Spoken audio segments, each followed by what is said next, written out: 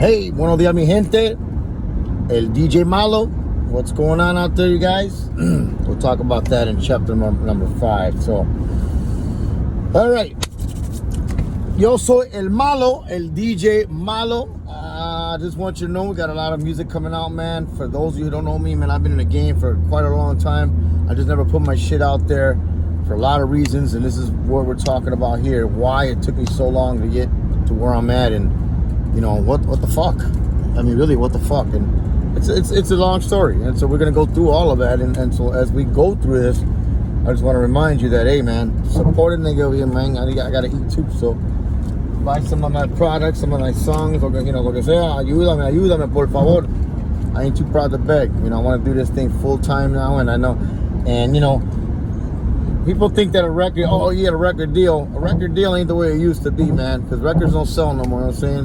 Downloads is a lot different beast, a lot different animal than it was when we were selling albums and shit. So it's a different business, different game, and I don't mind it. It's cool, because, you know, we get to do a lot more for ourselves, and I'm happy about that. But with that being said, you know, it's not like they give you, $10 million check and say, hey, blah, blah, blah, blah. No, you know, you have to prove yourself a little bit, so, and that's what I wanted. I wanted more of the company.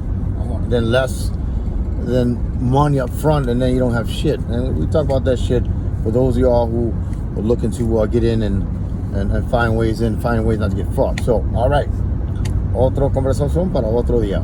Now we're gonna get into this. Look, man, I don't want to call it my heyday, but it kind of was, because everything was going smooth. I had money, I had everything going on, and then at the time I was still DJing, I was still promoting, doing concerts and shows. MC Fat Man, Easy Eli, we had a lot of cats, man. Goodness, Devious Dave. We did a lot of shows, man. And my cousin Denai, of course, he was coming from the suburbs and putting on shows with me. It was crazy. It was a good time. It was a good time. I had money, had a car, had a lot of shit.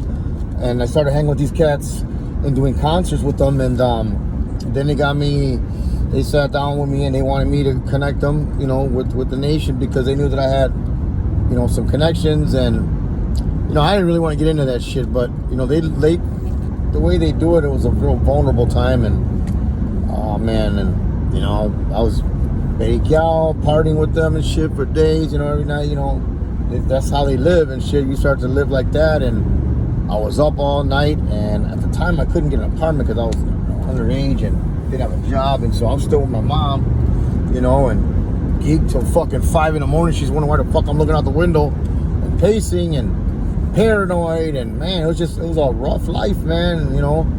And so I end up introducing, I'm not gonna say no names because this is kind of a shitty situation, but I did introduce them to someone that I knew who was organized, you know, part of the organization, and man, it was an extra money I would make just from connecting them, and it was good for a few months, you know. My mother at the time had taken in this young lady because she needed help. She had some trouble.